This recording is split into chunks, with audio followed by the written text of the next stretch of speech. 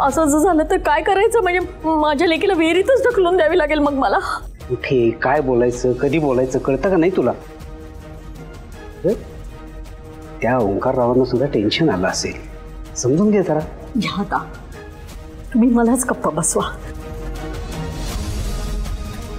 इथं आपल्या लेकीचं आयुष्य टांगणीला लागलंय आणि तू अहो, तर हे जर नाही म्हणाले लग्नाला तर काय कसं करणार आहोत आपण? हा,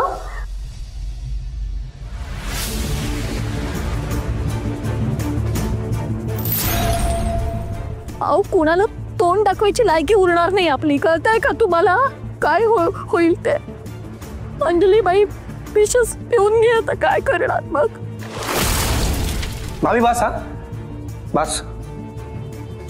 किती ओव्हर ऍक्टिंग करते, जरा शांत राहा. इतकं काही झालेलं नाहीये.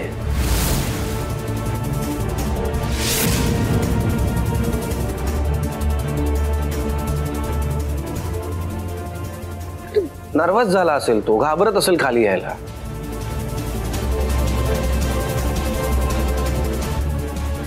मी जाऊन बोलतो त्याच्याशी, डोंट वरी. आणि काही झालं ना तरी अंजली आणि उमीचं लग्न होणार आहे.